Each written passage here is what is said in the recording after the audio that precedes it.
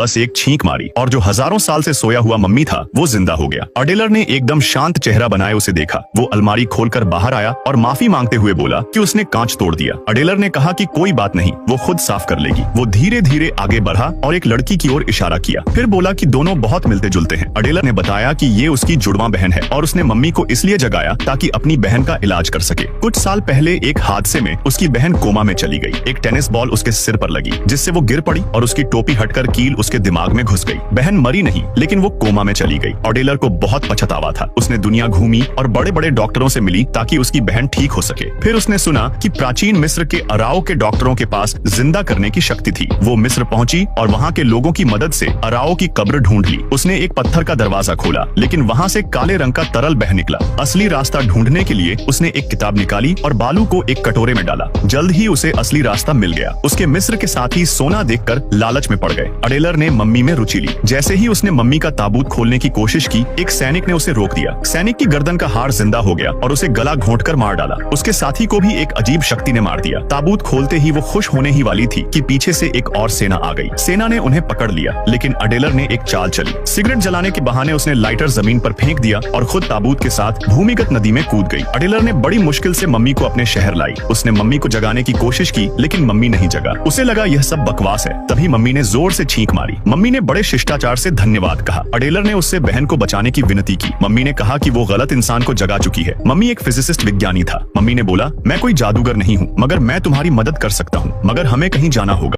Mummy के जिंदा होने के कुछ मिनट पहले लाइफ साइंसेस के एक डॉक्टर जिन्होंने आत्मा के रहस्यों को समझ लिया था, एक साइकिक पावर की मदद से मम्मी को जिंदा कर रहे थे। वो मम्मी से संपर्क स्थापित करने में सफल हुए लेकिन आखिरी स्टेप के दौरान एक ज्यादा साइकिक पावर इस्तेमाल करने की वजह से उनकी मौत हो गई। अडेलर इतनी परेशान थी कि उसे लगा प्रोजेक्ट फेल हो गया। उसने डॉक्टर को गले लगाया और रोते हुए कहा कि भले ही वो अडेलर की बहन को बचा नहीं पाए लेकिन उसे महसूस हुआ कि डॉक्टर की एनर्जी इतनी स्ट्रांग थी कि जब वो मंत्र पढ़ रहे थे तो ऐसा लगा जैसे आसपास के सारे मरे हुए लोग जिंदा हो गए। मम्मी के जिंदा होने के बाद अडेलर को तुरंत फिर से उम्मीद मिल गई। उसे पता चला कि फिरौन की मम्मी भी नेशनल एग्जीबिशन में है तो उसके डॉक्टर भी वहीं होंगे। वो तुरंत एनर्जी से भर गई और तुरंत निकलने का फैसला किया। इस पल सूट पहना मम्मी एक मोटे आदमी से रास्ता पूछ रहा था जिससे मोटा आदमी बेहोश हो गया और अडेलर भागते हुए मम्मी से कहती है कि किसी से भी ऐसे बात न करें वरना प्रॉब्लम हो जाएगा। मम्मी ने शिकायत की कि वो 5000 साल से कब्र में था और बाहर आकर 5 मिनट तक हंसना चाहता है। फिर वो लोहे के गेट पर पहुंचे और लॉक देखकर रुके। मम्मी ने अपनी उंगली से इशारा किया और ताला खुल गया। फिर वो मम्मीज की एग्जीबिशन हॉल में घुसे और फिर सिक्योरिटी गार्ड्स से मुलाकात हुई। मम्मी ने एक मंत्र पढ़ा और गार्ड्स सो गए। अडेलर से रहा नहीं गया और उसने कहा, तुम लोगों को उठाते नहीं हो लेकिन बेहोश करने में एक्सपर्ट हो। आगे जाकर उन्होंने आखिरकार सोए हुए फिरौन से मुलाकात की। 5000 साल से सोए हुए फिरौन ने अपने ताबूत